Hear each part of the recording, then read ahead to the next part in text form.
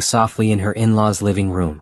She had only gone upstairs to get her phone from the guest bedroom where she'd left it charging, but now she stood frozen in the hallway, her hand gripping the banister so tightly her knuckles ached. "You have to understand," Trevor's voice carried clearly from the sitting room below. "Living with Nadia has been the biggest disappointment of my life. I thought I was getting a partner, someone who could keep up with me, you know? But instead, I got this woman who can't even host a proper dinner party without burning something or saying the wrong thing to clients." More laughter. Nadia recognized the voices now. Trevor's brother Nathan, his sister Patricia, their mother Eleanor, and several cousins whose names she tried so hard to remember over the years. The same people she'd spent the entire afternoon serving, smiling at, trying to please. "Remember last month when she wore that dress to the charity gala?" Patricia's voice dripped with amusement. "I wanted to die of secondhand embarrassment. Trevor, how do you deal with it?" "I don't know how you've managed this long," Eleanor added.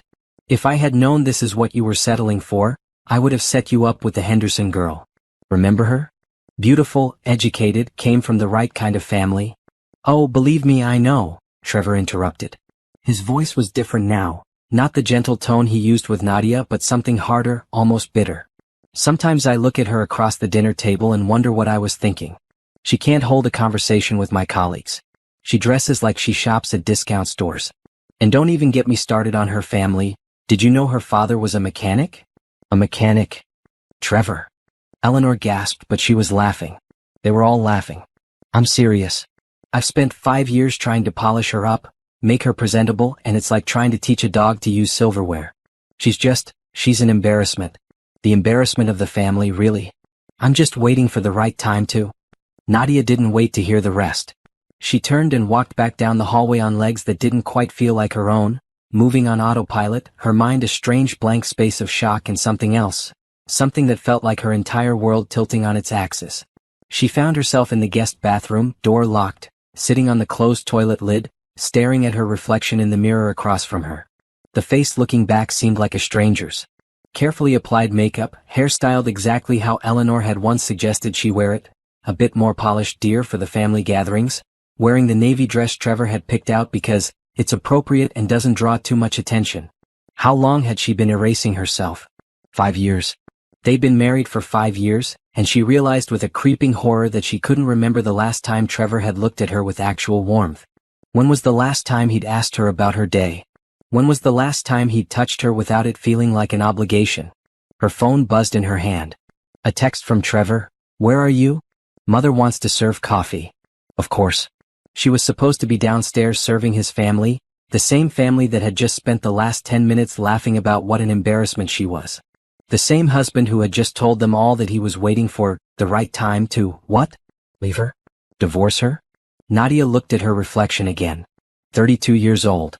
A college degree she'd never used because Trevor said his salary was enough and he needed her to support him properly. Friends she'd lost touch with because they weren't the right kind of people for where we're going. A family she barely saw anymore because Trevor always had some excuse about why they couldn't visit. Too far, too busy, maybe next month. She had become so small, so quiet, so invisible. Except she wasn't invisible. They saw her. They saw her perfectly clearly.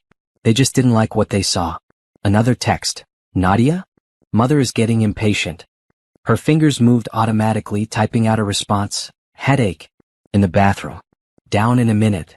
But she didn't move.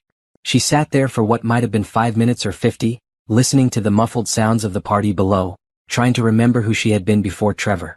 Before she'd spent 5 years trying to shrink herself into whatever shape would finally make him proud of her. The girl who had loved art galleries and independent bookstores. Who had worn bright colors and laughed too loud and didn't care if she said the wrong thing at parties because she was too busy enjoying herself. Who had dreams of working in museums or galleries, of being surrounded by beauty and creativity. Who had been happy. When had she stopped being happy? The answer was immediate and devastating. The day she married Trevor. No, before that. The day she'd met his family and seen how they looked at her, measuring her, finding her wanting, and instead of walking away, she'd decided to change herself to fit their expectations. She'd spent 5 years auditioning for a role she would never get, in a play she didn't even want to be in. "Nadia." Trevor's voice called from down the hall, irritated now. "What are you doing? Everyone's waiting." She stood up slowly, smoothed down her navy dress, checked her makeup. Then she opened the door and walked past Trevor without meeting his eyes. "Sorry," she murmured, feeling a bit unwell. "Well, try to pull yourself together," he said, not unkindly but not kindly either. Just dismissive. Like she was a minor inconvenience, a small problem to be managed. Mother made her special coffee cake. Nadia walked downstairs, served coffee with a smile, cut the cake into perfect slices and laughed at Nathan's jokes. She played the role she'd been playing for 5 years, except now she could see the script clearly. She could see how they all looked at her, not quite meeting her eyes, accepting her service but not her presence, tolerating her because they had to. And Trevor. She watched him across the room, telling a story about his latest business deal, commanding the room's attention like he always did. Handsome, successful, confident Trevor, who everyone admired and respected. The man she'd thought she was lucky to marry. The man who thought she was an embarrassment. When they finally left at 11 that night, Nadia sat in the passenger seat of Trevor's car and stared out the window at the passing streetlights. Trevor drove in silence, probably thinking about work or his next meeting, not noticing that his wife hadn't said a word since they'd gotten in the car. He never noticed. That was the problem. He'd never noticed her at all. He'd only ever seen what he wanted her to be, and when she couldn't be that, when she couldn't transform herself into the perfect accessory for his perfect life, she'd become invisible. Worse than invisible, an embarrassment. "You barely spoke tonight," Trevor said as they pulled into their driveway. "Mother asked if you were feeling all right." "Just tired," Nadia replied automatically. "Well, try to be more engaged next time. It reflects poorly on both of us when you just sit there like a bump on a log." Like a bump on a log. An embarrassment. A disappointment. A woman who dressed wrong and said wrong things and came from the wrong kind of family. "Okay," Nadia said softly. They went inside. Trevor headed straight for his home office to check a few emails. Nadia climbed the stairs to their bedroom, changed into pajamas and lay in bed staring at the ceiling. She didn't sleep. She couldn't. Her mind kept replaying the laughter, the casual cruelty, the way Trevor's voice had changed when he talked about her to his family. Like she wasn't even a real person, just a problem he was solving, a mistake he was managing. Around 3 in the morning, when she heard Trevor's soft snoring from his side of the bed, Nadia got up and went downstairs to the living room. She sat in the dark, watching the street through the window, and made a decision. She didn't know exactly what she was going to do yet, but she knew one thing with absolute certainty. She was done. Done trying to be someone she wasn't. Done accepting crumbs of affection and calling it love. Done being someone's embarrassment. She was leaving. She didn't know when or how, but she was leaving. And when she did, she would make sure she did it right. No drama, no scene, no giving Trevor or his family the satisfaction of watching her fall apart. She would simply disappear. The thought should have scared her, but instead, sitting there in the dark with the first rays of dawn beginning to lighten the sky, Nadia felt something she hadn't felt in 5 years. She felt free. Nadia spent the next morning moving through her usual routine like an actress who'd performed the same scene 1,000 times. Coffee made exactly how Trevor liked it, black, 1 sugar in the blue mug. Breakfast prepared while he read the financial section. Kiss on the cheek as he left for work, barely returned. "Don't forget we have the Hendersons' dinner party on Friday," he said, adjusting his tie in the hallway mirror. "Please try to wear something appropriate this time. And maybe review some talking points about the market. You completely blanked last time when Robert asked you about tech stocks." "Sure," Nadia said and watched him leave. The moment his car pulled out of the driveway, something shifted in her. The performance stopped. She stood in the middle of their immaculate kitchen, everything in its place, nothing personal, nothing that reflected her at all, and looked around like she was seeing it for the first time. This wasn't her home. It had never been her home. It was Trevor's showcase, and she was just another piece of furniture that didn't quite match the decor. Her phone buzzed. A text from Trevor's mother. "Darling, I wanted to mention that Patricia knows a wonderful personal shopper. Perhaps she could help you with your wardrobe? Just a thought. Love, Eleanor." Nadia stared at the message for a long moment, then deleted it without responding. She walked upstairs to Trevor's office. He kept the door locked when he was home, but she'd seen the key in his nightstand drawer months ago. Her hands shook slightly as she opened the door and stepped inside. Orchestrated narrative progression revealing marital deception and emotional betrayal. I need to continue with the story. The chapter should be about Nadia discovering evidence of Trevor's affair and his true feelings about her. Let me continue writing chapter 2. The office was exactly like Trevor, organized, expensive, impersonal. She sat down at his desk and opened his laptop. She knew his password. He'd told her once when he needed her to print something years ago. He'd never changed it because he'd never thought she'd use it without permission. Because she'd been the good, obedient wife who respected his privacy. The laptop hummed to life. Nadia's heart pounded as she opened his email first. The first few messages were business-related, boring strings of jargon about contracts and investments. But then she saw a name that appeared over and over, Bethany Morrison. Nadia clicked on the first email. Trevor, I can't wait to see you this weekend. Tell Nadia you have another conference. We can have the whole weekend at the cabin. I've missed you so much. B. Her vision blurred. She blinked, forced herself to focus, and kept reading. There were dozens of emails. Hundreds maybe. Going back almost a year. Plans for meetings that Trevor had told Nadia were business trips. Photos that made her stomach turn. Intimate messages that used words Trevor had never used with her. Passionate words, romantic words, words that suggested he was capable of feeling things he'd certainly never felt for his wife. But worse than the affair itself were the other emails. Messages to his business partners, to his brother, to friends. One to Nathan from 3 months ago, can't make golf this weekend. Have to take Nadia to her parents' place. Yes, still dealing with that obligation. The things we do for appearances, right? At least Bethany understands what I need. Another to a colleague, sorry about dinner last night. I know Nadia was particularly painful to watch. I'm working on the problem, but these things take time. The prenup complicates things. And one to his lawyer from 2 weeks ago, I want to revisit the terms of the prenup we discussed. If I initiate divorce before the business merger goes through, how much would the settlement cost me? Need to time this correctly. The wife can't know anything until the Henderson deal is finalized, can't risk her making a scene that affects the negotiations. The wife. Not Nadia. Not even my wife. Just the wife. Nadia sat back in the chair, her whole body numb. He'd been planning this. Planning to leave her, planning when and how, calculating the cost of their marriage like it was a bad investment he needed to dump at the right market moment. She opened his text messages next. The conversation with Bethany was active, recent. From yesterday. Bethany, how much longer do we have to wait? I'm tired of being a secret. Trevor, just a few more weeks. The merger should close by mid-November and then I can file. Trust me, this will all be worth it.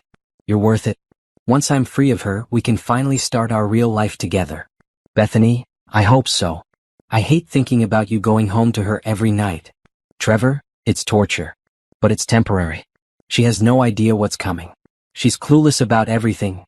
Money, business, even basic social intelligence. This will be the easiest divorce of my life. Nadia's hands were shaking now. She took screenshots of everything, the emails, the texts, the message to his lawyer. She sent them all to her own email, then deleted the sent messages from his account. She kept digging. She found bank statements showing money he'd been moving around, hiding assets. She found documents about the Henderson merger, hundreds of millions of dollars, a deal that would make Trevor extraordinarily wealthy. A deal that was set to close in 3 weeks. And she found the draft divorce papers his lawyer had prepared, dated for December 1st. Just after the merger. Just after he'd secured his fortune and could afford to dump the problem. The papers listed reasons for divorce, irreconcilable differences, and incompatibility. How civilized. How clean. How convenient. Nadia saved copies of everything. Then she carefully closed all the windows, cleared the browser history, and shut down the laptop exactly as she'd found it. She put the key back in the nightstand drawer and went back downstairs. In the kitchen, she made herself tea with hands that still trembled. She sat at the breakfast bar and stared at nothing, her mind racing but also strangely calm. The shock was wearing off, replaced by something harder. Something clearer. This wasn't just about the affair. Affairs she could have maybe understood. People made mistakes, people were weak, people fell out of love. That would have been painful, but it would have made sense. This was different. This was calculated. Trevor had spent their entire marriage looking down on her, tolerating her, counting the days until he could afford to be rid of her. He'd isolated her from her friends and family, made her doubt herself, convinced her that she was the problem, all while planning his exit strategy and sneaking around with another woman. And his family, they'd known. Maybe not about Bethany, but they'd known how he felt about her. They'd laughed about it, made jokes about it, treated her like she was nothing. Nadia's phone buzzed. Another text from Eleanor. Also, dear, I've been meaning to mention, Trevor mentioned you don't know how to make a proper roast. I'd be happy to teach you. Every wife should know how to cook for her husband properly.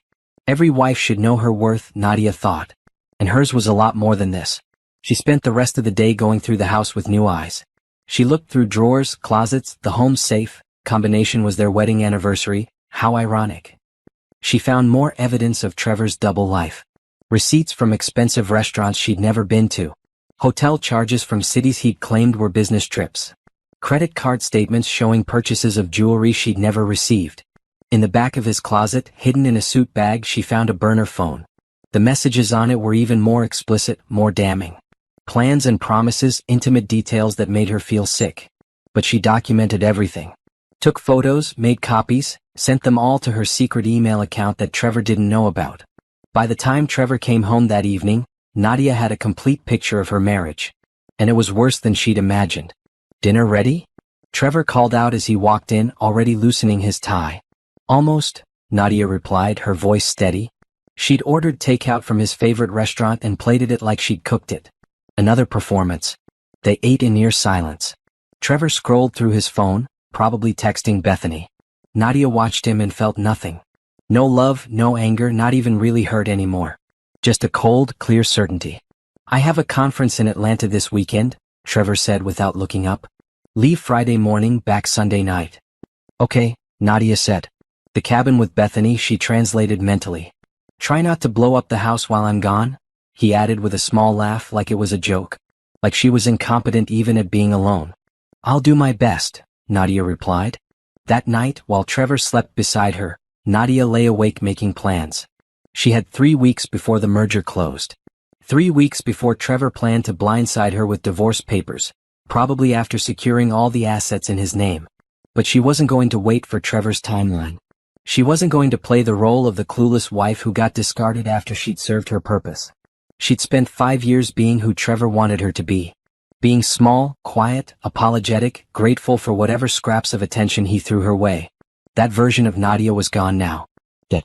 Killed by the sound of laughter in her in-laws' sitting room and the cold words in her husband's emails. The woman lying in this bed, staring at the ceiling, planning her escape, she was someone new. Someone who knew her worth. Someone who wasn't going to let Trevor control the narrative. Tomorrow she would start building her exit strategy. She would be methodical, careful, smart. She would make sure that when she left, it would be on her terms, not his. Trevor had called her clueless. He had no idea what was coming. And that, Nadia thought with grim satisfaction, was his biggest mistake. Nadia woke up Friday morning to an empty bed. Trevor had already left for his conference. Really his romantic weekend with Bethany at the cabin. He'd kissed her forehead before leaving, a gesture so automatic and meaningless it made her skin crawl. "See you Sunday," he'd whispered. "Try to do something productive while I'm gone." Productive. Right. The moment his car disappeared down the street, Nadia was out of bed and moving. She had 72 hours of complete freedom, and she wasn't going to waste a single minute. First stop, the bank. She'd spent the last few days researching, learning things Trevor had always handled because he'd told her she wouldn't understand the complicated stuff. Turned out, banking wasn't that complicated when you actually tried to learn it. At the bank, she met with a financial advisor named Gerald, a kind man in his 60s who didn't talk down to her even once. She opened a new checking and savings account in only her name, at a completely different bank from the one Trevor used. She transferred half of the money from their joint account.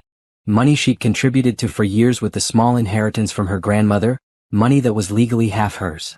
"I want to make sure my husband can't access this account," Nadia told Gerald. "Is that possible?" "Absolutely," Gerald replied, not asking questions, not judging. "This account is in your name only. Unless you provide him with the account information and access, he'll have no knowledge it even exists."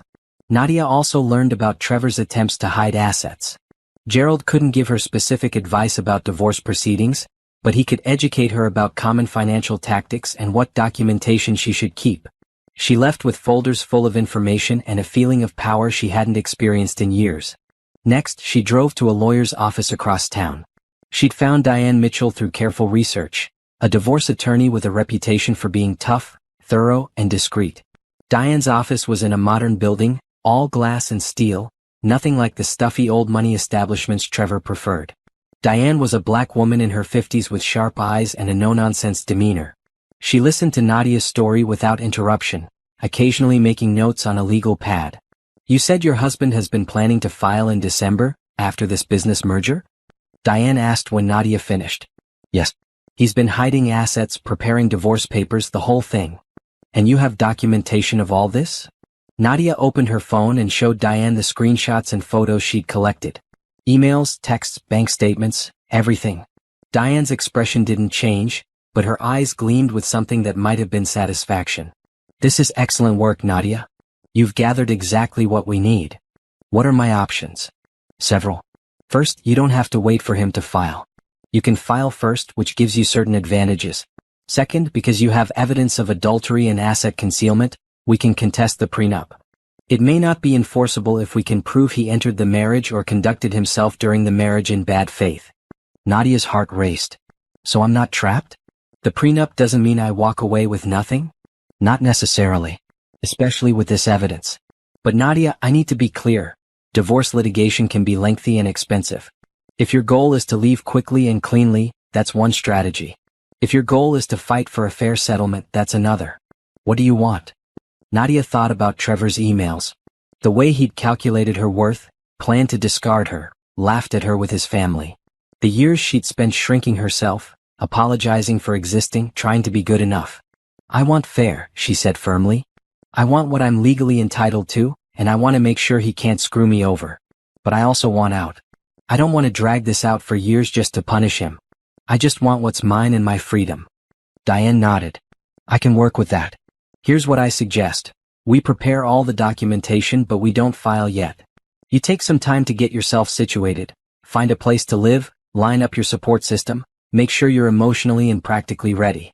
When you're set, you leave and then we file immediately. We use all this evidence to push for a quick, fair settlement. He won't want this information becoming public, especially not during his big merger. We can leverage that. How long do I have? I'd suggest you leave before he does. Before that December filing date. Don't give him the chance to control the narrative or the timing. Leave when you're ready, but leave strategically. Nadia left Diane's office feeling lighter than she had in days. She had a plan now. She had an ally. She had options. Over the weekend, while Trevor was at the cabin with Bethany, Nadia worked methodically through her list. She contacted her old college roommate, Simone, who lived in Chicago, about 6 hours away. They'd been close once, before Trevor had gradually edged her out of Nadia's life with comments about how Simone was too much, and not the kind of friend who'll help you move forward. Nadia. Simone's voice on the phone was shocked and delighted. Oh my God, I've been wanting to reach out for years, but you stopped returning my calls and I figured you'd moved on. I'm sorry, Nadia said and meant it. I got lost for a while. But I'm finding my way back. She told Simone everything, not the details of the affair but enough. That her marriage was over, that she was leaving, that she needed a place to stay for a little while until she got on her feet. You can stay as long as you need, Simone said immediately. I have a guest room that's just collecting dust. When are you thinking? Soon. Maybe 2 weeks? 3 at most. Whenever you're ready. And Nadia? I'm proud of you. I know I don't know all the details, but I know it takes guts to leave. You're stronger than you think. Nadia also reached out to her younger brother, Isaiah, who she'd barely spoken to in 3 years. Trevor had always found reasons why they couldn't visit, why Isaiah's phone calls came at inconvenient times, why family gatherings were too much drama. Isaiah answered on the second ring. Nadia? Is everything okay? Hearing his voice made her chest ache. Not really, but it's going to be. Can we talk? They talked for 2 hours. Nadia told him about Trevor, about the marriage, about everything she'd discovered. Isaiah listened, his anger building. I knew something was wrong, Isaiah said. Mom and I both did. But every time we tried to reach out, Trevor would answer your phone or you'd make excuses. We thought maybe you just didn't want us around anymore. Never, Nadia said, crying now. I never wanted that. I lost myself. Well, you're finding yourself again, Isaiah said firmly.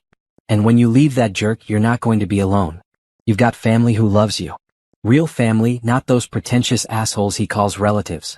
Nadia also spent the weekend boxing up her personal belongings, things Trevor had never cared about.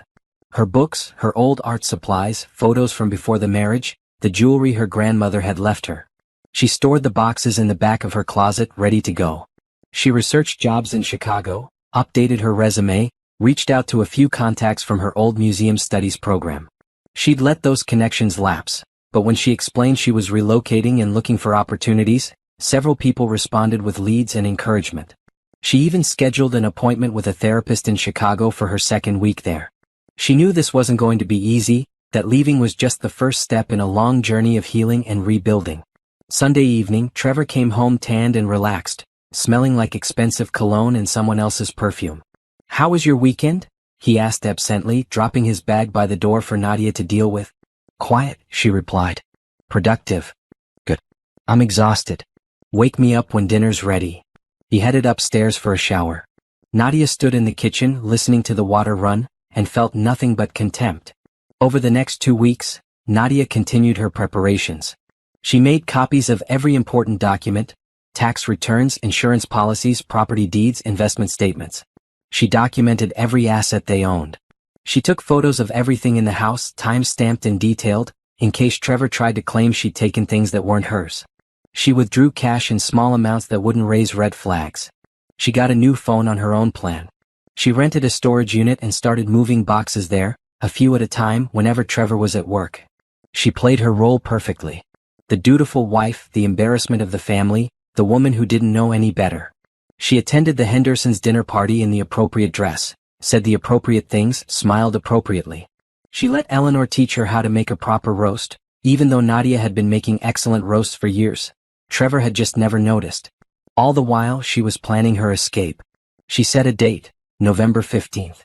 2 weeks before Trevor's merger would close. 2.5 weeks before he planned to file for divorce on his terms. On November 14th, Trevor announced another business trip. "Just overnight," he said. "Back tomorrow evening." Perfect, Nadia thought. But she said, "Okay. Safe travels." She kissed him goodbye the morning of November 15th, watched him drive away, and then she moved. She'd hired movers, 2 guys from a company 3 towns over who didn't know Trevor. They had her boxes from storage loaded and ready. In 3 hours they packed up everything that was hers. Her clothes, her books, her grandmother's china that Eleanor had always said was too shabby for Trevor's house. Every single thing that mattered to her. She left the furniture. All of it had been chosen by Trevor or his mother anyway. She left the expensive art on the walls, the designer kitchenware, the silk curtains. She took her life back piece by piece, box by box. By noon, the house looked almost exactly the same, just slightly emptier in ways Trevor probably wouldn't even notice. Her closet was bare, but he never looked in there. Her bathroom counter was clear, but he had his own bathroom. Nadia walked through the house one last time. 5 years she'd lived here, and it had never felt like home. It felt like a museum, cold and perfect and lifeless. A place where she'd been a guest who'd overstayed her welcome. In the kitchen, she left her wedding ring on the counter. Just the ring, nothing else. No note, no explanation. Let him wonder. Let him guess. Let him feel a fraction of the confusion and hurt she'd felt. She locked the door behind her, dropped her key through the mail slot, and got into her car. Her phone buzzed immediately, Trevor's mother calling. Nadia declined it. Another buzz. A text from Patricia. Declined. Another call from Trevor's brother. She blocked all their numbers. Every single one. Trevor's family, his friends, anyone connected to his life. She blocked them all. Then she pulled up Trevor's contact and paused. Her finger hovered over the block button. Part of her wanted to answer when he called, wanted to hear the panic in his voice when he realized she was gone. But no. That would be giving him something he didn't deserve. Her attention, her emotional labor, her time. She blocked his number. Then she opened her email and sent a message to Diane. "I'm out. File the papers." Nadia started the car and pulled out of the driveway. In her rearview mirror, she watched the house get smaller and smaller until it disappeared completely. She didn't cry. She didn't feel sad. She felt free. Chicago was 6 hours away. She had a tank full of gas, a car full of her belongings, and a friend waiting for her. For the first time in 5 years, Nadia was going home. Not to a house, but to herself. And she was never looking back. The drive to Chicago felt like shedding skin. Each mile that passed between Nadia and her old life made her breathe easier. She drove with the windows down despite the November chill, letting the wind whip through her hair that Trevor had always wanted her to keep neat and controlled. She texted Simone when she left. "On my way. See you around 6. Simone's response was immediate. "Can't wait. Drive safe. There's wine and pizza waiting for you. And hugs. Lots of hugs." Nadia smiled at her phone. When was the last time someone had offered her something without expecting anything in return? When was the last time someone had just been happy to see her? Around hour 3 her new phone rang, the one Trevor didn't have the number for. It was Diane. "Papers are filed," the lawyer said briskly. "I sent them to his office via courier about an hour ago. He should have them by now." Nadia's heart skipped. What happens now? Now he has 30 days to respond. But given the evidence we have, I expect his lawyer will contact me soon to discuss settlement options. Men like your husband don't want messy divorces, especially not during major business deals. The affair, the asset hiding, the evidence of bad faith, all of that makes the prenup contestable. He'll want to settle quickly and quietly. And if he doesn't? Then we go to court and all of this becomes public record. Trust me, he won't want that. I'll keep you updated. For now, just focus on settling into your new place. You did the hard part. You left. After they hung up, Nadia found herself checking the rearview mirror compulsively, like Trevor might somehow appear behind her. But of course he didn't know where she was. He didn't know about Simone, didn't know about Chicago, didn't know about any of it. For the first time in their marriage, she'd done something he couldn't control. She arrived at Simone's apartment building just as the sun was setting. It was in a vibrant neighborhood she'd never heard of, tree-lined streets, local shops, people walking dogs and pushing strollers. It felt alive in a way her old neighborhood never had, with its identical houses and manicured lawns and suffocating silence. Simone met her at the door before Nadia even had a chance to knock. She was exactly as Nadia remembered, wild curly hair, bright clothes, a smile that took up her whole face. She pulled Nadia into a hug so tight it almost hurt. "Oh, honey," Simone murmured. "You made it. You actually made it." And then Nadia was crying, really crying for the first time since all of this started. Not pretty tears, but ugly, gasping sobs that shook her whole body. All the fear and pain and rage she'd been holding and came pouring out on Simone's doorstep. Simone just held her and let her cry. "Come on," Simone said eventually, guiding her inside. "Let's get you settled. The breakdown can continue inside where it's warm." Simone's apartment was everything Trevor would have hated. Colorful, cluttered in a cozy way, full of plants and books and mismatched furniture.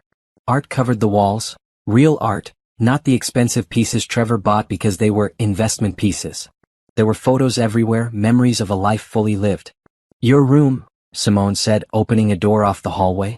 "It's small, but it's yours. No one will bother you here. No one will judge you.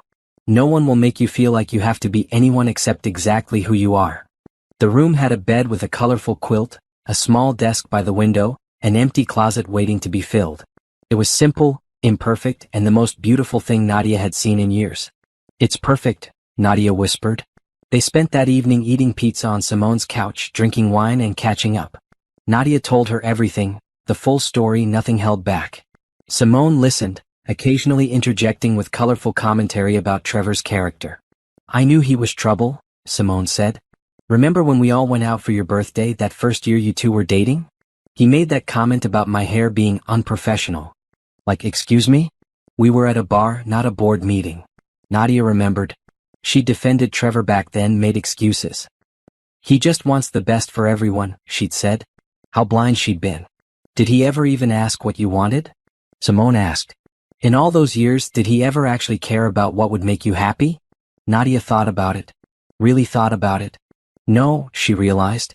Everything was always about him. His career, his family, his image. I was just supposed to support it all and be grateful for the opportunity. Well, that's done now. You get to figure out what you want. Who you want to be. And trust me, you're going to be amazing. Around midnight, Nadia's new phone rang. A known number. Her stomach dropped. "Don't answer it," Simone said immediately. "If it's him, he doesn't deserve your time. If it's important, they'll leave a message."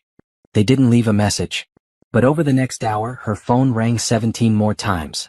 Different numbers, all unknown.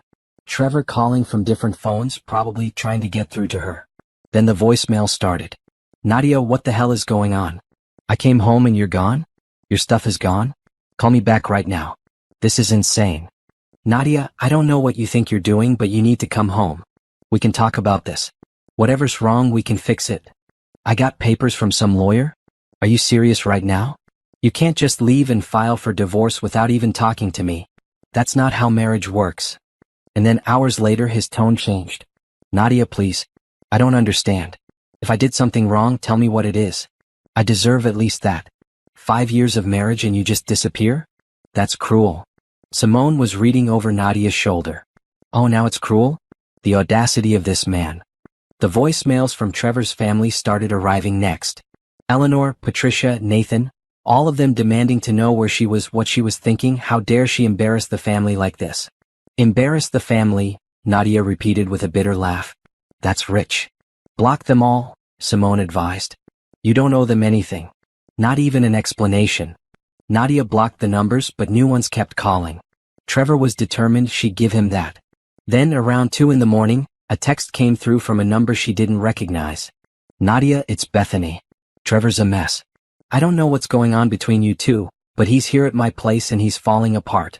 Whatever you're trying to prove, you've made your point. At least text him back so he knows you're okay.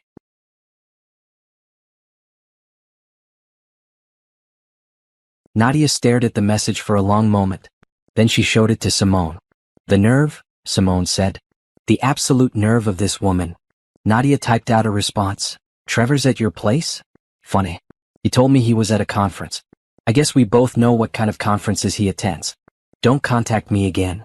She blocked that number too. Good, Simone said. Now put the phone away and get some sleep. Tomorrow's a new day. But Nadia couldn't sleep. She lay in the unfamiliar bed in the unfamiliar room, listening to the unfamiliar sounds of the city outside, and felt like she was floating. Everything that had defined her life for the past 5 years was gone. Her marriage, her home, her daily routine, all of it erased in a single day. She should have felt scared. Instead, she felt free. The next morning, Nadia woke to the smell of coffee and found Simone making breakfast. How'd you sleep? Simone asked. Better than I have in years, Nadia realized. And it was true. No Trevor beside her, breathing his judgmental breaths. No anxiety about what mood he'd be in when he woke up. No performance to prepare for. Good. Because we have a busy day ahead. Job hunting, apartment searching. Oh, and I made you an appointment with my therapist for next week. She's amazing, and trust me, you're going to need someone to talk to as you process all this. Over the next few days, Nadia started building her new life. She updated her resume and applied for jobs at museums and galleries around Chicago. She looked at apartments, though Simone insisted she should take her time. She registered with a temp agency to have income while she searched for something permanent. And she waited for the fallout. Diane called on day 3. Trevor's lawyer wants to meet. They're pushing for mediation. Already? I told you, he doesn't want this getting messy. The merger is too important. His lawyer knows that with our evidence, they're not in a strong position. They want to settle fast. What do they want?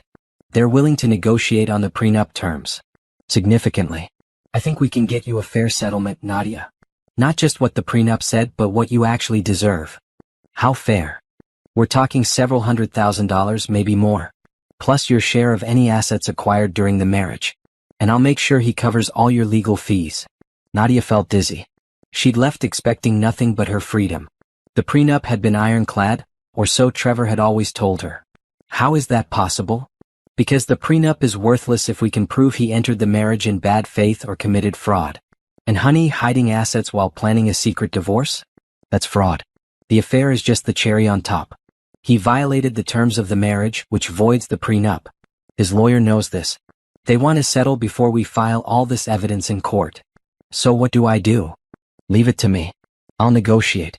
You just keep building your new life. Word spread somehow. By week 2, Nadia started getting friend requests on social media from people she'd gone to college with, old co-workers from before Trevor, friends she'd lost touch with. Somehow they'd heard she was in Chicago, that she'd left Trevor. She accepted the requests carefully, rebuilding connections slowly. One message came from a girl named Rachel who'd been in her art history program. Hey, I heard you're in Chicago now. I'm the curator at the Riverside Gallery. We're actually looking for an assistant curator. Would you be interested? Nadia stared at the message.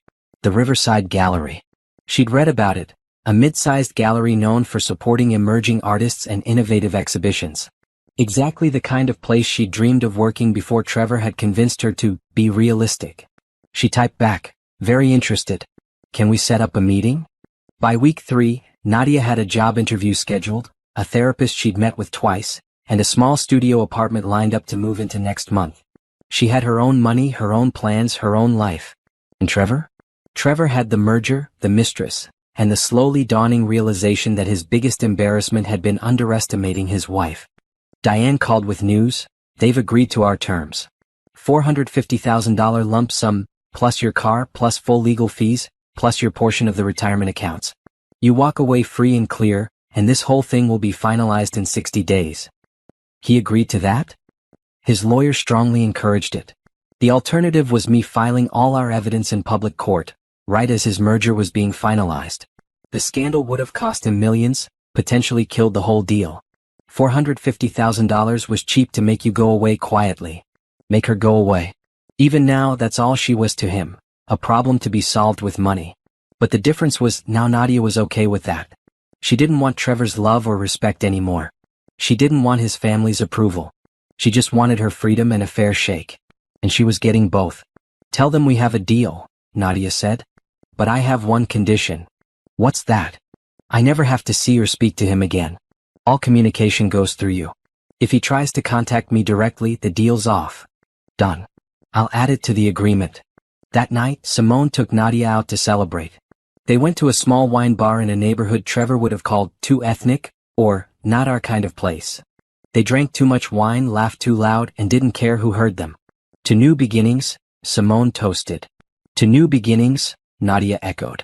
But later, alone in her temporary room, Nadia looked at herself in the mirror. She'd cut her hair shorter, stopped wearing the appropriate clothes, started dressing like herself again. She barely recognized the woman looking back at her.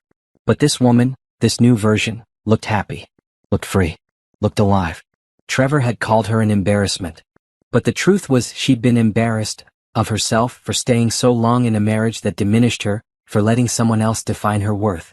Never again. She had $450,000 coming, a job interview at a gallery she loved, a friend who actually cared about her, and a whole life ahead of her to rebuild. Trevor had his merger, his mistress, and his empty house. In the end, Nadia thought she'd gotten the better deal. Trevor Henderson's carefully constructed world began to crumble exactly 72 hours after he signed the divorce settlement agreement. The merger he'd sacrificed his marriage for, the one that was supposed to make him wealthy beyond his dreams, collapsed spectacularly when the Henderson family discovered inconsistencies in his financial disclosures. Nadia heard about it through Simone, who'd heard it from a former colleague who still moved in those circles. Apparently, during the divorce proceedings, his lawyers had to disclose all his assets, Simone explained, reading from her phone. And when the Hendersons people did their final due diligence before closing the merger, they found accounts and investments Trevor hadn't mentioned in his initial disclosures to them. They thought he was hiding something bigger, pulled out of the deal entirely. So the business deal fell through? Nadia asked. They were sitting in Simone's living room, Nadia having just returned from her job interview at the Riverside Gallery. Completely. And get this, Bethany found out about the settlement amount he paid you. Word is, she's furious that he had $500,000 to give his ex-wife but apparently told her he was cash poor and couldn't afford to buy her a condo like he'd promised. Nadia should have felt satisfaction. Instead, she felt nothing. Trevor's problems weren't hers anymore. She'd gotten what she needed, her freedom and a fair settlement, and whatever happened to him after that was simply the natural consequences of his own choices. How's that supposed to make me feel? Nadia asked quietly. However you want to feel, Simone replied. You're allowed to be glad. You're allowed not to care. You're allowed to feel sorry for him, though personally, I think that would be a waste of your empathy. I don't feel sorry for him, Nadia said. I just feel nothing. He's not my problem anymore. Her phone buzzed. An email from Rachel at the Riverside Gallery. Loved meeting with you today. We'd like to offer you the position of assistant curator. Details attached. Let me know if you have questions.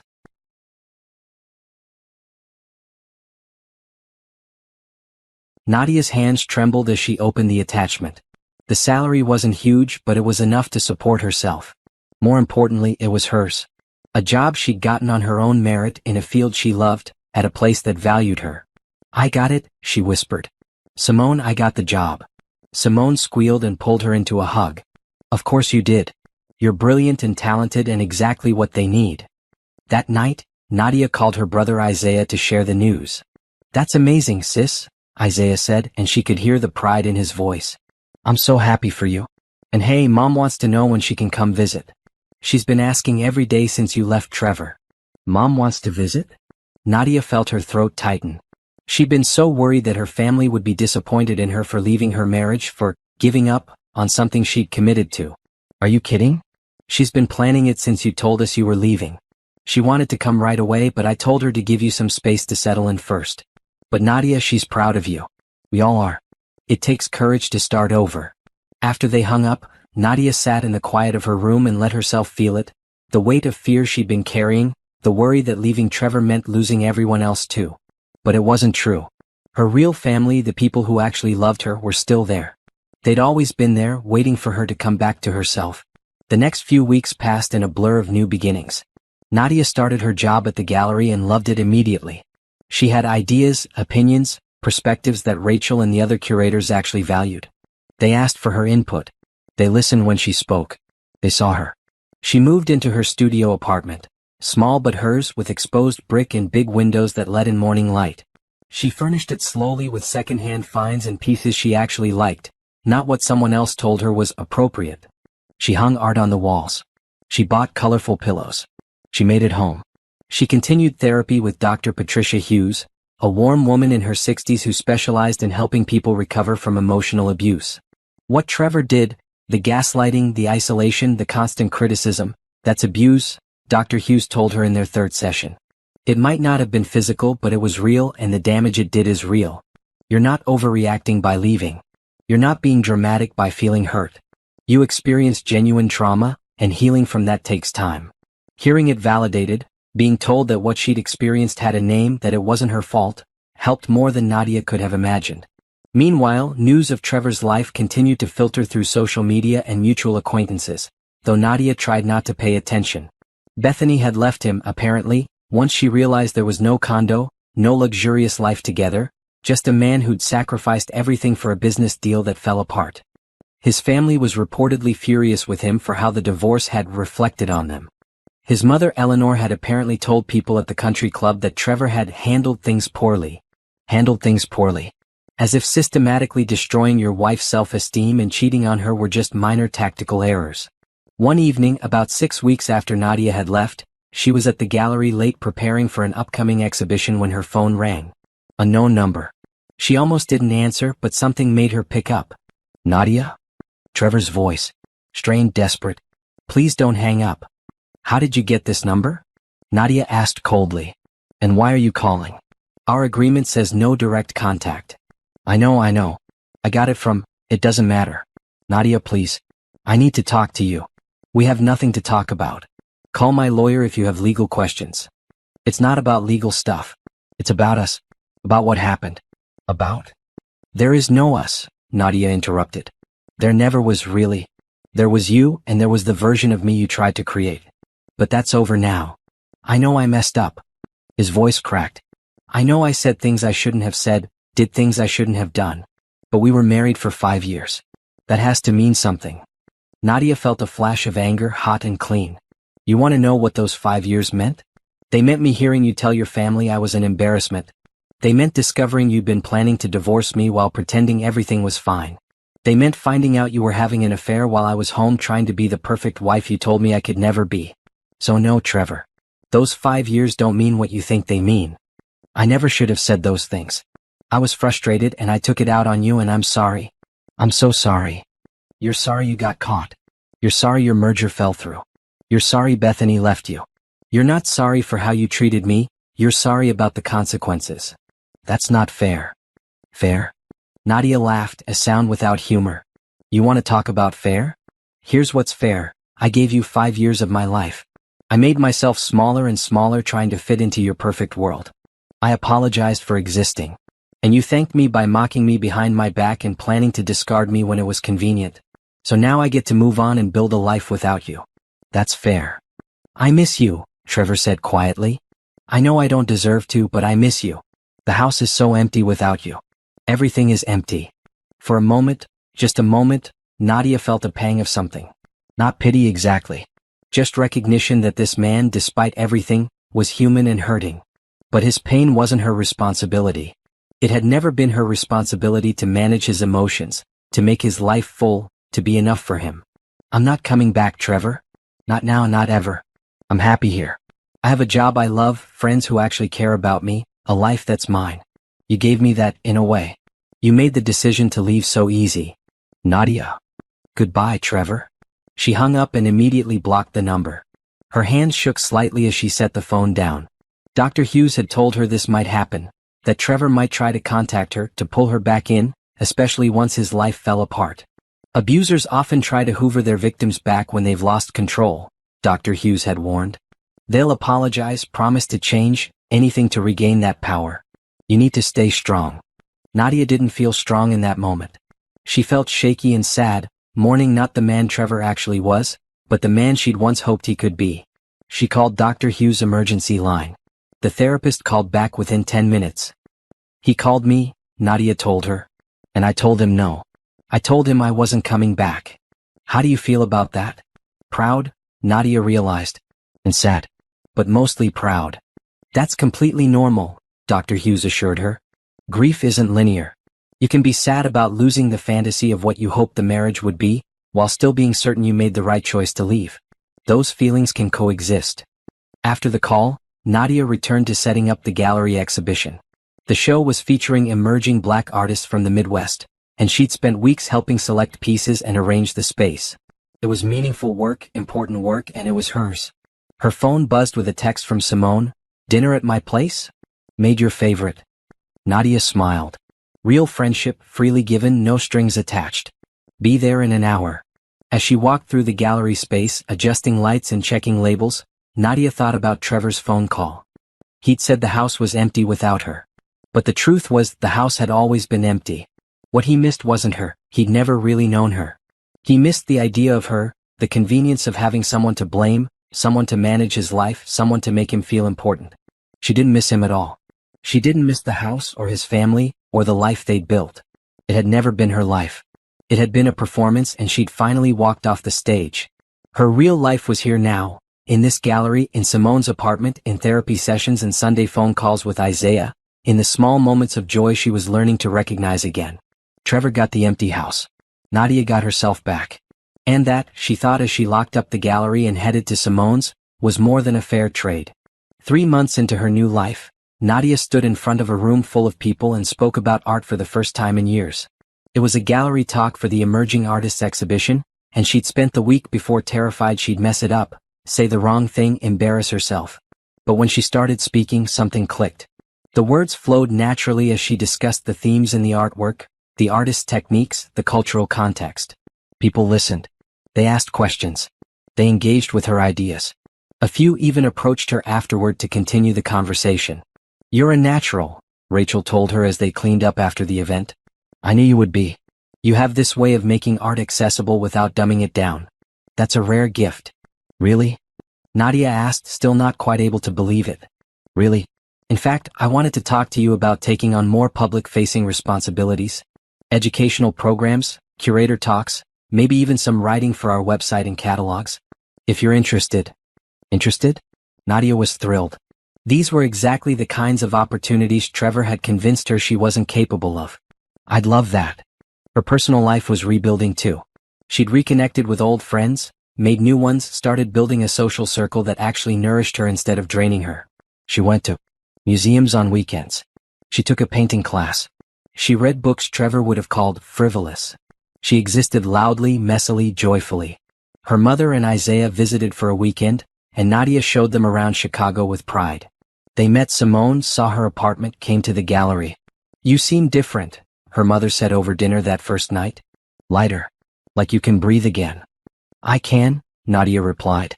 I forgot what that felt like. Isaiah squeezed her hand. We're proud of you, sis.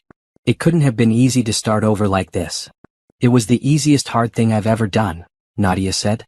Leaving was hard. But everything after that? That's been the easy part.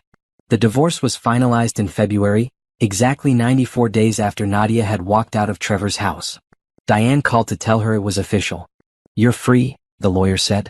And the settlement check will be deposited in your account within 3 business days. Free. The word felt huge, important, real. Nadia splurged on a proper bed for her apartment. Not an expensive one, just a comfortable one that was hers. She bought art from the gallery, pieces by the emerging artists whose work she loved. She started a savings account for the future, whatever that might hold. She also started dating again tentatively.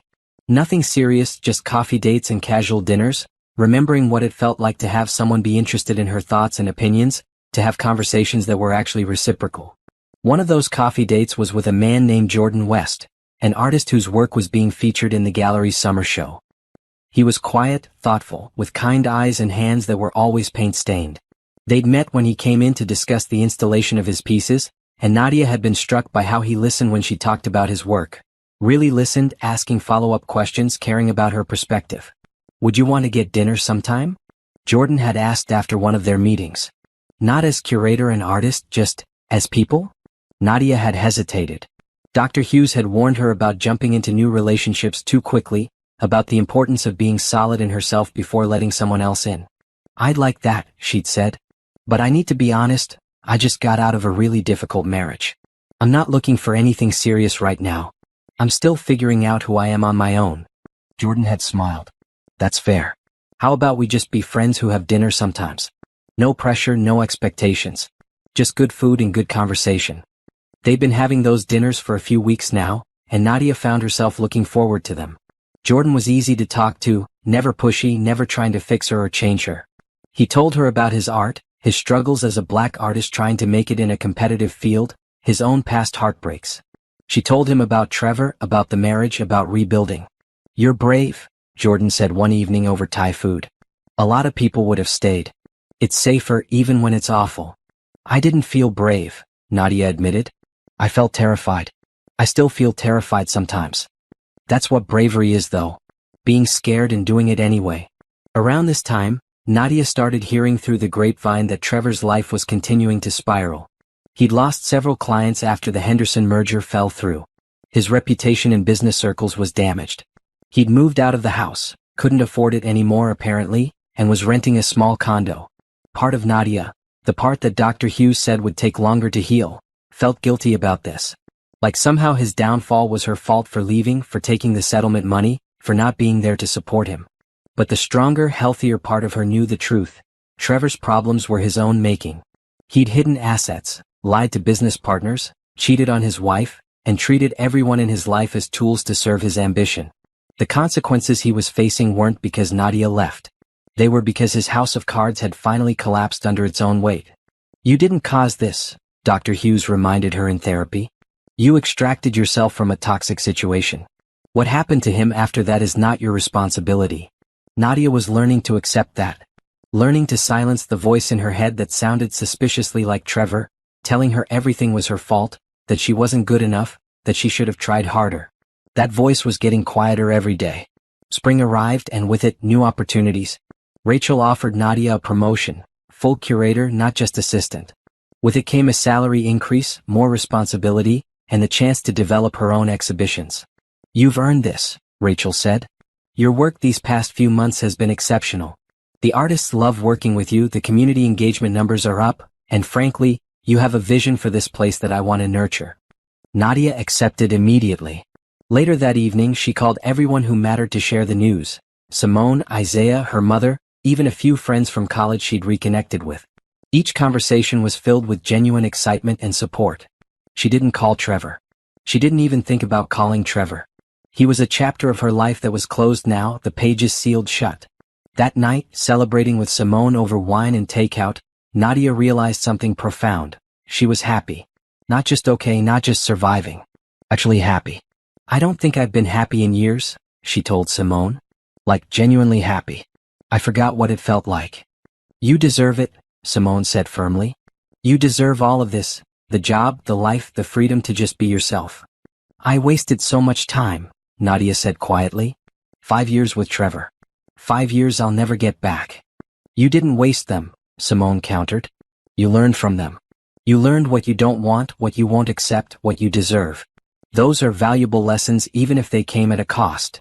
Nadia considered this. "You're right. I learned I'm stronger than I thought. I learned I can start over. I learned that leaving is possible even when it seems impossible. And you learned that you're enough," Simone added. "Just as you are. You don't need to change yourself or shrink yourself or apologize for existing. You're enough." Tears pricked at Nadia's eyes. "I'm enough." "Say it again." "I'm enough." "Again." "I'm enough." And for the first time in longer than she could remember, Nadia believed it. Her phone buzzed with a text from Jordan. Saw the news about your promotion on the gallery's Instagram. Congrats. That's amazing. Celebratory dinner tomorrow? Nadia smiled and typed back, yes. And Jordan? Thank you for being patient with me. His response came quickly, you're worth being patient for. She didn't know where things with Jordan would go. Maybe nowhere. Maybe somewhere. But the difference now was that she didn't need to know. She didn't need a man to complete her or validate her or give her life meaning. She had all of that on her own. Jordan was just a nice addition. A friend. Maybe more someday, maybe not. And either way was okay. Nadia went to bed that night in her small apartment, surrounded by her books and art and plants, and slept deeply and dreamlessly. No more nightmares about Trevor's family laughing at her. No more anxiety dreams about saying the wrong thing at dinner parties. Just peace. Just rest. Just the deep, satisfied sleep of someone who knows exactly who they are and is completely okay with it. The rebuilding was working. Nadia was working. And for the first time in years, the future stretched out before her not as something to fear or endure, but as something to anticipate with joy. She was ready for whatever came next. Because whatever it was, she would face it as herself. Fully, unapologetically, courageously herself. And that, she realized, was all she'd ever needed to be. Summer brought heat and opportunity in equal measure. The gallery's new exhibition, one that Nadia had curated entirely on her own, opened to critical acclaim. Local art critics praised the show's thoughtful curation and fresh perspective. Attendance numbers exceeded expectations. Several pieces sold within the first week, and the artists sent Nadia grateful messages thanking her for believing in their work. You have a real eye for this, Rachel told her at the opening reception. And more importantly, you have heart. You don't just see art, you feel it and you help other people feel it too. Nadia looked around the gallery space, filled with people engaging with the work she'd selected, arranged and contextualized. She'd written all the wall text herself, given a talk about the exhibition's themes, even been interviewed for a local arts podcast. 6 months ago, she would have been terrified to put herself forward like that. Now it felt natural. Thank you for taking a chance on me, Nadia said to Rachel. I didn't take a chance. I recognized talent. There's a difference. Jordan attended the opening, of course. His own work was featured in a group show in the next gallery over. They'd been seeing each other regularly now, not officially dating but something more than friendship. They took long walks around the city, visited other museums and galleries together, talked about art and life and their respective healing journeys. I was married before too, Jordan had told her one evening. It ended badly. She wanted me to give up art, get a real job, be someone I wasn't. It took me years to feel like myself again after it ended. Do you ever regret leaving? Nadia had asked. Never. Not once. I regret staying as long as I did. I should have left sooner. Nadia understood that feeling completely. At the opening reception, Jordan found her during a quiet moment. This show is incredible. You're incredible. Thank you, Nadia said and meant it. She was learning to accept compliments, to believe them, to not immediately deflect or minimize her accomplishments. There's something I want to ask you, Jordan said, looking nervous. And feel free to say no, I mean it, absolutely no pressure. But there's this artist retreat upstate next month. A week of workshops, nature, creativity. I'm going and I wondered if you'd want to come with me. As a friend or as more than a friend. Whatever you're comfortable with. Nadia's first instinct was to say no. To protect herself, maintain distance, not risk getting hurt again. But then she thought about what Dr. Hughes had said in their last session. Healing isn't about never trusting again. It's about learning to trust wisely. Not everyone is Trevor. Some people are actually worth the risk. I'd like that, Nadia said. As more than a friend. If that's what you want too. Jordan's smile was like sunrise. That's definitely what I want. They kissed for the first time that night, outside the gallery after the reception ended, under streetlights and stars. It was gentle and tentative and nothing like kissing Trevor had been. With Trevor, kisses had felt like obligations, performances. This felt like coming home. The next few weeks brought more changes. Nadia was invited to speak on a panel about emerging artists at a museum conference. She said yes even though the idea terrified her.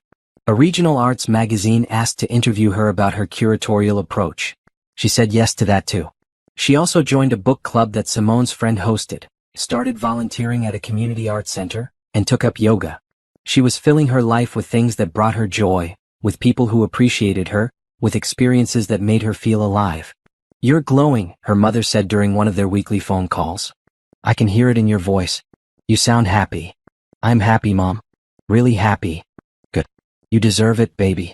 After everything you went through with that man, you deserve all the happiness in the world." Nadia had told her family more about what the marriage to Trevor had really been like.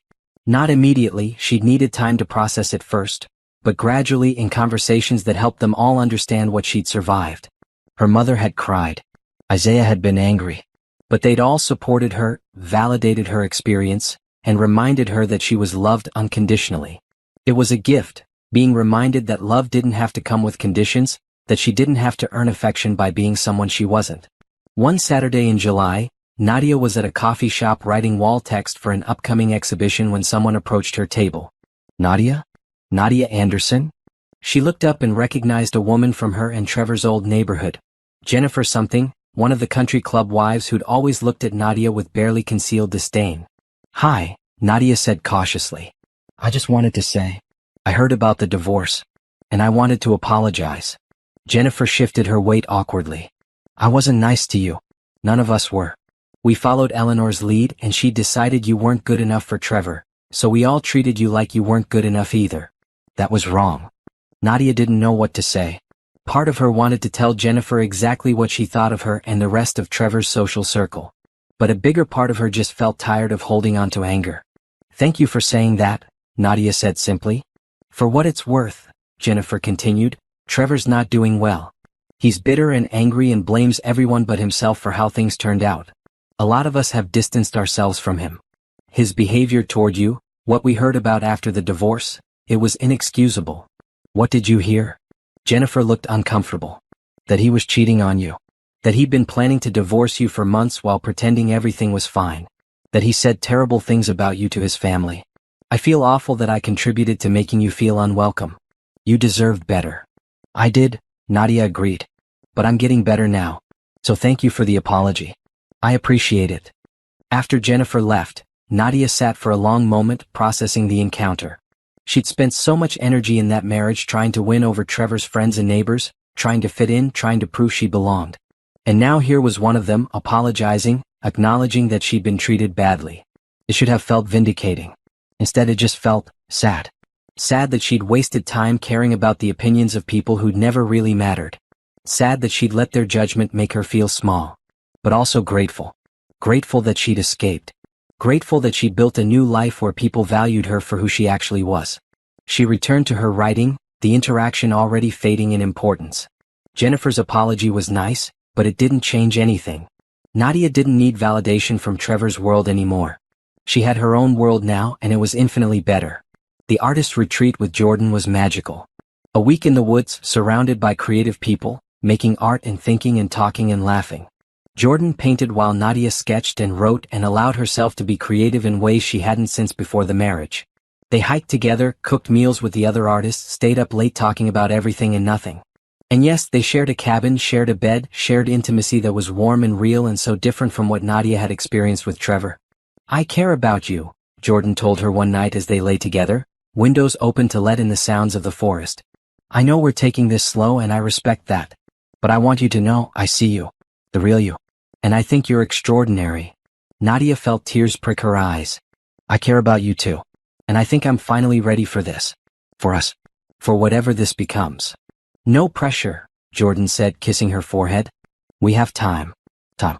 Yes, they had time. Nadia wasn't in a rush anymore.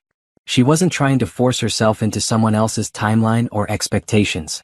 She was just living her life, day by day, moment by moment, building something real and solid in hers. When they returned to Chicago, Nadia felt more settled than ever. Her life had shape now, substance. She had work she loved, friends who supported her, a developing relationship with someone who respected her, and most importantly, she had herself. The woman she'd lost somewhere in her marriage to Trevor, she'd found again, or maybe she'd created someone new, someone stronger and wiser and more authentic. Rachel pulled her aside at work one day in late August. "I have something to discuss with you. The board has approved funding for a new position, Director of Educational Programming. It would be a significant step up, more money, more responsibility. I'd like to offer it to you."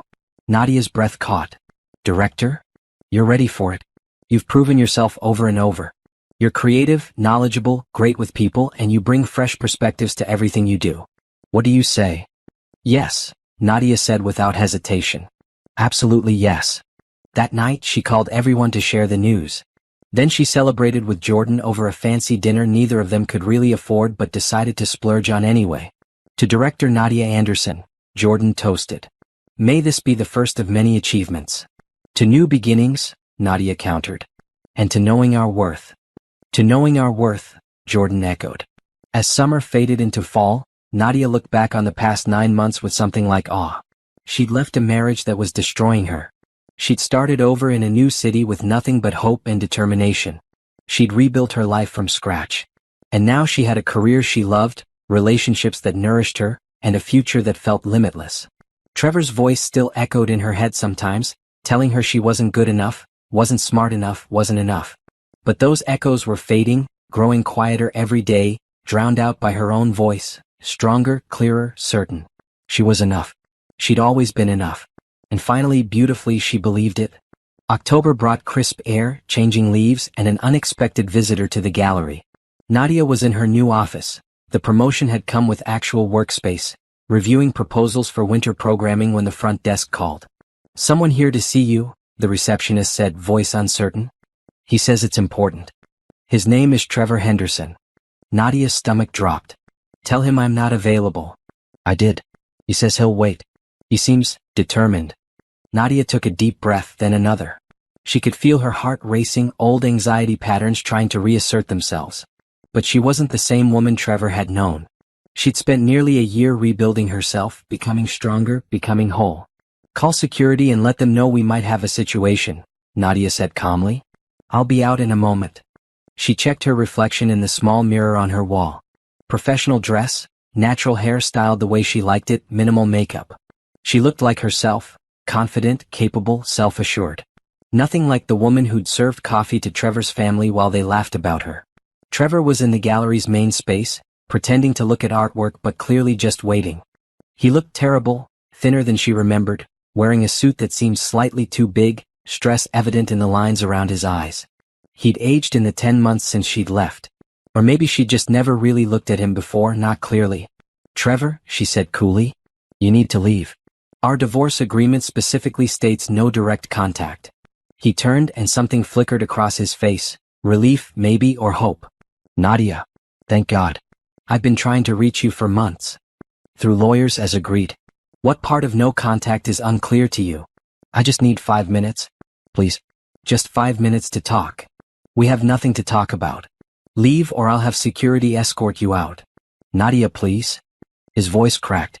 Everything's fallen apart. The business, my reputation, everything. I've lost the house, lost most of my clients. Even my family has turned their backs on me. You're the only one who... The only one who what? Nadia interrupted, her voice sharp. The only one you think you can manipulate? The only one who might still care enough to save you. That's not what I meant.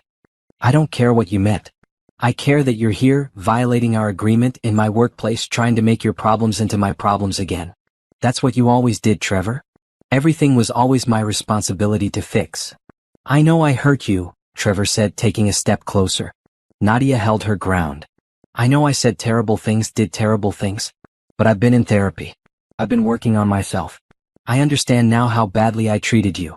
Congratulations. That doesn't entitle you to anything from me. I'm not asking for us to get back together, he said quickly. I know I destroyed that. I just thought, maybe we could talk. Maybe you could help me understand where I went wrong, how to fix things. Nadia stared at him, genuinely amazed. You want me to do emotional labor for you? To help you figure out how to fix the mess you made? Trevor, even now, even after everything, you think I exist to serve you. That's not. It is. You show up here without permission, violate our agreement, and ask me to help you. You haven't changed at all. You just don't have anyone else left to use. Nadia, please. I heard you that night, she said quietly. At your mother's house, almost a year ago. I heard you tell your family I was an embarrassment. I heard you laugh about me, about my family, about everything I tried so hard to be for you. I heard it all. Trevor went pale. You were listening? I was getting my phone. But yes, I heard. And that's when I knew. Not when I found out about Bethany, not when I saw the emails about divorcing me after the merger. That night, when I heard how you really felt about me. That's when I decided to leave. I didn't mean those things. Yes, you did. You meant every word. And you know what? You were right about one thing. I was an embarrassment to myself. I was embarrassed for staying with someone who treated me like I was less than nothing. I was embarrassed for letting you and your family make me feel worthless. I was embarrassed that I'd forgotten who I was just to try to make you happy. Nadia. But I'm not embarrassed anymore, she continued, her voice steady and strong. Because I left. I rebuilt my life. I found work I love, people who value me, a partner who respects me. I found myself again. And the best part? None of it has anything to do with you. I can change, Trevor said desperately. If you just give me a chance. I'm not giving you anything, Trevor. Not my time, not my energy, not my emotional labor. You had 5 years of chances and you used every one of them to make me feel small. I'm done making myself small for anyone. Security arrived then. 2 men Nadia had alerted when she'd first come out to the gallery floor. Everything okay here? One of them asked. This man is leaving, Nadia said clearly.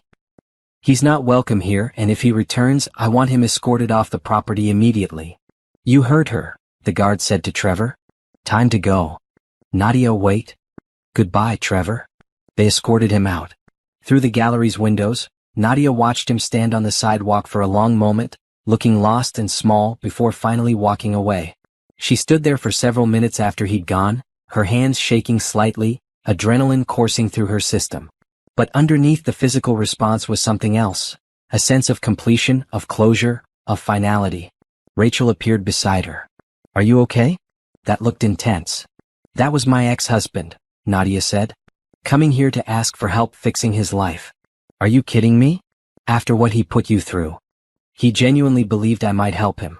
That's how little he understood about what he'd done, what the marriage was really like. Even now, he thinks he's the victim. What do you need? Rachel asked simply. Do you need to take the rest of the day? Do you need to talk? Do you need me to file a restraining order? Nadia considered. No. I just need to get back to work. I have a programming proposal that's due tomorrow, and I'm really excited about it. Rachel looked at her with something like admiration. You're amazing, you know that? I'm learning, Nadia replied. That evening, she met Jordan at their favorite coffee shop.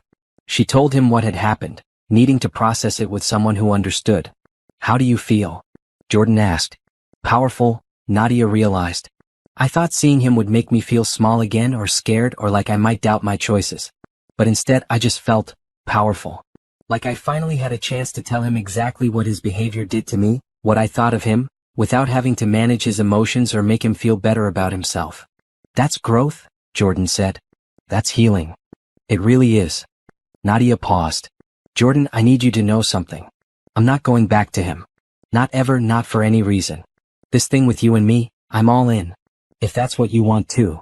Jordan smiled, that warm, genuine smile that made her feel safe. That's absolutely what I want. I'm all in too. They kissed, and Nadia felt something settle inside her. A sense of rightness, of being exactly where she was supposed to be. Later that night, alone in her apartment, Nadia wrote in the journal Dr. Hughes had encouraged her to keep. I saw Trevor today. He wanted my help, my sympathy, my emotional energy. He wanted me to fix him. And for the first time, I didn't feel guilty for saying no. I didn't feel obligated to care about his problems. I felt free.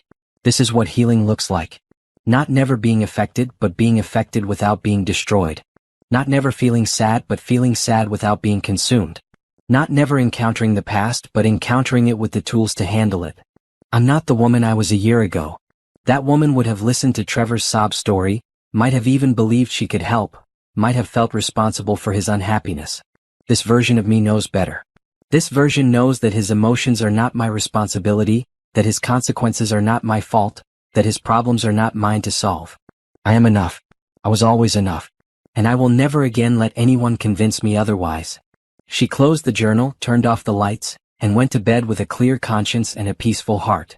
Trevor had tried to pull her back into his orbit, tried to use old patterns of guilt and obligation to manipulate her one more time. And she'd said no. She'd stood her ground.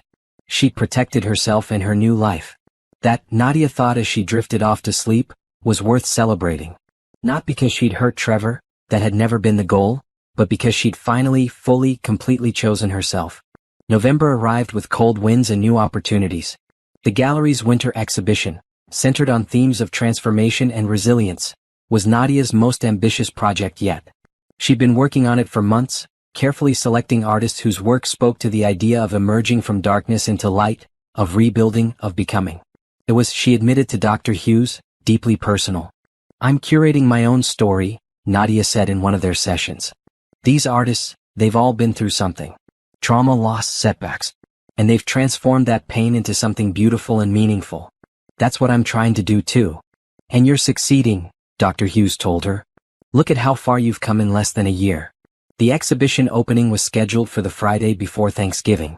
Nadia had invited everyone who mattered: Simone, Jordan, her mother, and Isaiah, Rachel, her colleagues, artists from previous shows, even some of her old college friends who'd reached out over the past months. The week before the opening, Nadia received an email that made her stop breathing. "Dear Ms. Anderson, my name is Sharon Kim, and I'm the director of the Contemporary Arts Foundation.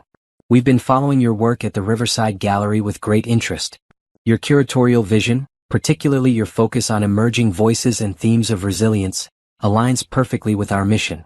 We're currently searching for a senior curator for our new initiative supporting Black and minority artists in the Midwest. We'd love to schedule a conversation with you about this position. Best regards, Sharon." Nadia read the email 3 times. The Contemporary Arts Foundation was one of the most respected arts organizations in the region. A senior curator position, there would be a massive leap forward in her career. More resources, more visibility, more opportunity to make real impact. She called Rachel immediately. "I just got a job offer. Well, an interview offer. From the Contemporary Arts Foundation." Rachel was quiet for a moment. That's huge, Nadia. That's incredible. Are you upset?" "What? No. I'm thrilled for you. Also slightly devastated because you're irreplaceable here, but mostly thrilled. When's the interview?" "I haven't responded yet. I wanted to talk to you first." "Nadia, if you don't respond to that email in the next 5 minutes, I'm going to be very disappointed in you. This is an amazing opportunity. Take it." She did take it. The interview was scheduled for the Monday after the exhibition opening, and Nadia spent the weekend preparing while also finalizing exhibition details. The opening itself was magical. The gallery was packed with people, all there to celebrate art about survival, about transformation, about hope.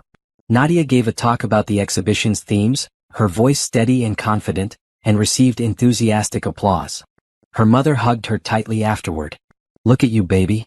Look at what you've built. I'm so proud of you." Isaiah brought his girlfriend, a lovely woman named Taylor who worked in community organizing. "Your sister is incredible," Taylor told him in Nadia's hearing. "The way she talks about art, you can tell she loves what she does."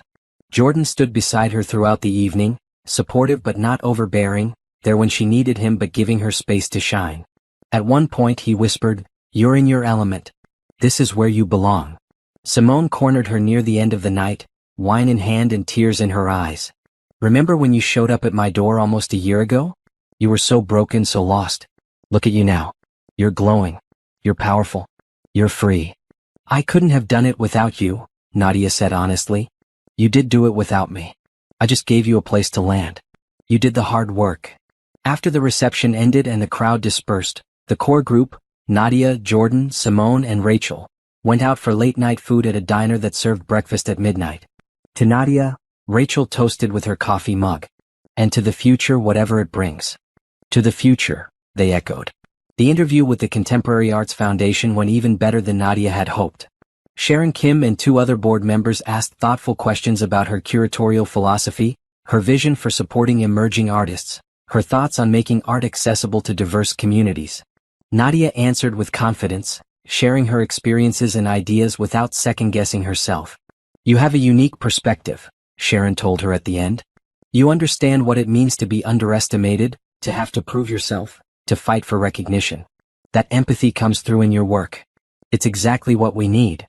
They offered her the position 3 days later. Senior curator, with a salary that made her eyes water, benefits that actually included things like mental health support and professional development, and the resources to make a real difference in the arts community. "I accept," Nadia said without hesitation. She gave Rachel a month's notice, feeling both excited and guilty. The Riverside Gallery had given her a chance when she needed it most. Don't you dare feel bad, Rachel told her firmly. You're ready for this. Go change the world. Thanksgiving that year was different from any Nadia had experienced in recent memory. Instead of sitting at Trevor's family's table feeling judged and inadequate, she hosted dinner at her apartment for Simone, Jordan, Isaiah, and Taylor. Her mother came too, flying in for the long weekend. They cooked together, laughed together, told stories. There were no loaded comments about Nadia's cooking or appearance or worth. There was just love, freely given, no strings attached. I'm grateful for all of you, Nadia said during their makeshift grace. A year ago, I didn't think I could survive.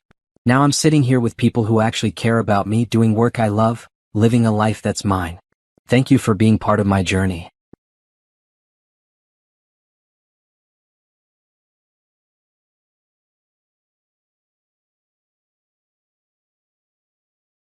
We're grateful for you too, her mother said, squeezing her hand. After dinner, while the others were in the living room, Jordan found Nadia in the kitchen. I love you, he said simply. I know we said we'd take things slow and we have, but I need you to know. I love you. Not who I want you to be. Just you, exactly as you are. Nadia felt tears prick her eyes. I love you too. And Jordan? Thank you for being patient with me. Thank you for letting me heal at my own pace. Always, he said and kissed her. Early December brought news that made Nadia laugh with grim satisfaction. Through the grapevine, specifically through someone in Trevor's old business circles who followed the gallery on social media, she heard that Trevor had been forced to file for bankruptcy. The failed merger, the legal fees from the divorce, the damage to his reputation, it had all caught up with him. Bethany had apparently sued him for breach of promise. Nadia hadn't even known that was still a thing. His mother was reportedly mortified by the scandal. Several of his old friends and business associates had cut ties. How do you feel about that? Dr. Hughes asked when Nadia mentioned it in therapy. Honestly? Nothing. No satisfaction, no guilt, no anger. Just nothing. His life is his life. Mine is mine. They're not connected anymore. That's significant growth, Dr. Hughes noted. A year ago, hearing about his troubles would have made you feel either guilty for causing them or vindicated for leaving. Now you just feel neutral. That's what true healing looks like. Nadia agreed. Trevor had become irrelevant to her emotional landscape. He was just a person she used to know, a chapter she'd closed. His problems weren't her problems. His journey wasn't her journey. Her new position at the Contemporary Arts Foundation started in January, and the weeks leading up to it were filled with excited preparation. She said goodbye to the Riverside Gallery with mixed emotions, grateful for the foundation it had provided but excited for what came next. On her last day, the staff threw her a party. Several artists she'd worked with came to wish her well. Rachel gave a speech about how Nadia had transformed the gallery's programming and inspired everyone around her. You came to us a year ago looking for a fresh start, Rachel said. You gave us so much more than that. You brought vision, passion, and heart. We're going to miss you terribly, but we're so excited to see what you do next. That evening, Nadia sat in her apartment and reflected on the past year. She'd started 2024 as a woman who didn't know her own worth, trapped in a marriage that diminished her, believing she was lucky to be tolerated. She was ending it as a senior curator at a major arts foundation, with a partner who loved and respected her, with family and friends who valued her, with confidence in her abilities and her future. The transformation was almost unbelievable. But it was real. She'd done the work, the therapy, the self-reflection, the slow rebuilding of her life and identity. She'd made choices that served her well-being instead of others' expectations. She'd learned to recognize her worth and demand that others recognize it too. She thought about Trevor's visit to the gallery, his desperate request for help. She wondered if he'd learned anything from losing everything, if he'd actually changed, or if he was just looking for the next person to manage his emotions and fix his problems. It didn't matter. He wasn't her concern anymore. What mattered was what she'd built from the ashes of that marriage. What mattered was the life she was living now, authentic, purposeful, joyful. She'd left without a goodbye, walked away from 5 years of her life with nothing but her dignity and her determination. And she'd built something beautiful. That, Nadia thought, was the best revenge of all. Not hurting Trevor or proving him wrong. Just living well. Just being happy. Just being free. And she was all three. January brought snow and new beginnings. Nadia's first day at the Contemporary Arts Foundation felt like stepping into a dream she hadn't known she was allowed to have. The foundation's offices were in a converted warehouse, all exposed brick and natural light, with gallery space on the main floor and offices above. Her workspace had windows overlooking the city, a real desk, a budget that made her previous resources seem laughable. But more than the physical space, what struck her was the energy, people passionate about art, committed to supporting artists, believing that culture mattered and could change lives. "Welcome to the team," Sharon said, giving her a tour. "We're so glad you're here." The first few weeks were a whirlwind of meetings, planning sessions, getting to know the staff and the artists in their network. Nadia learned about the foundation's existing programs and began developing proposals for new initiatives. Mentorship programs for emerging artists, community engagement projects, partnerships with schools. Much space each person needed for their work, how to navigate conflict, what they both wanted from the relationship. "This is how partnerships should work," Jordan said as they unpacked boxes. Two whole people choosing to build something together, not one person trying to mold the other into what they want. "I didn't know that was possible," Nadia admitted. "I thought relationships were always about compromise and sacrifice." "Compromise, yes. But not sacrificing who you are. Never that." The Rising exhibition opened in September to critical acclaim and emotional responses. The artists Nadia had selected had created powerful work about surviving trauma, about transformation, about hope. The exhibition included visual art, but also poetry and music, creating a multisensory experience of resilience. At the opening reception, Nadia gave a talk about the exhibition's themes. She ended with a personal reflection. 2 years ago, I was in a place of deep darkness. I'd lost myself in a relationship that diminished me. I didn't think I had the strength to leave, much less rebuild. But I did leave. I did rebuild. And now I'm standing here in this beautiful space, surrounded by art that celebrates the human capacity for transformation. If there's one message I want this exhibition to convey, it's this. You are stronger than you know. Healing is possible. Transformation is possible. And you deserve a life that honors your worth. The room erupted in applause. Several people were crying. Afterward, a young woman approached Nadia. "I heard your speech at the women's conference," she said. "It gave me the courage to leave my marriage. I've been in therapy for 3 months now and I'm starting to feel like myself again. I just wanted to say thank you." Nadia hugged her. "You did the hard part. You chose yourself. Keep going." In October, exactly 2 years after the night she'd overheard Trevor calling her an embarrassment, Nadia received an unexpected email. It was from Eleanor, Trevor's mother. "Dear Nadia, I hope this message finds you well. I wanted to reach out to apologize for my behavior during your marriage to my son. I was unkind to you, judgmental, and I contributed to an environment that made you feel unwelcome and inadequate. I've done a lot of reflection since the divorce, particularly after learning more about how Trevor treated you. I was wrong. You deserved better from all of us. I don't expect forgiveness, but I wanted you to know that I'm sorry. I hope you're happy and thriving. From what I've seen of your work at the Contemporary Arts Foundation, you certainly seem to be. Sincerely, Eleanor." Nadia read the email twice, then showed it to Jordan. "What do you want to do?" he asked. "Nothing," Nadia decided. "The apology is nice, but I don't need it. I don't need closure from Trevor's family. I already have closure. I gave it to myself when I left." She deleted the email without responding. Eleanor's guilt and reflection were Eleanor's to manage. Nadia had no obligation to absolve her or make her feel better about her past behavior. That weekend, Nadia celebrated her 34th birthday surrounded by people who actually loved her. Simone, Jordan, her mother, Isaiah and Taylor, Rachel, colleagues from the foundation, artists she'd worked with, friends old and new. They gathered at a restaurant Nadia loved, ate good food, told stories, laughed until their sides hurt. "Make a wish," Simone said as Nadia blew out the candles on her cake. But Nadia didn't need to wish for anything. She had everything she wanted: freedom, purpose, love, community, and most importantly, herself. Later that night, lying in bed next to Jordan in their shared apartment, Nadia reflected on how far she'd come. 2 years ago, she'd been a woman who didn't recognize herself in the mirror, who'd shrunk herself to fit someone else's expectations, who'd believed she was lucky to be tolerated. Now she was a woman who knew her worth, who used her voice confidently, who created meaningful work and built healthy relationships. She'd survived betrayal and abuse and heartbreak, and she'd emerged stronger. "What are you thinking about?"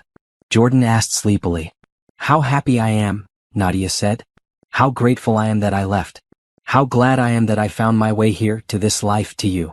I'm glad too. Though for the record, you found your way to you first. Everything else was just bonus." He was right. She'd found herself first. And that made all the difference. Nadia fell asleep that night with a smile on her face, secure in the knowledge that she'd created a life worth living. Not despite leaving Trevor, but because she'd had the courage to leave. Because she'd chosen herself when it mattered most. The embarrassment of the family, they'd called her.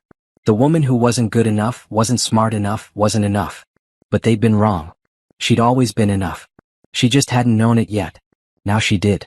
And she would never forget it again. The ending wasn't about revenge or showing Trevor what he'd lost. It wasn't about him at all. It was about Nadia discovering that the life she'd been searching for had been inside her all along, just waiting for permission to emerge. She'd given herself that permission. And in doing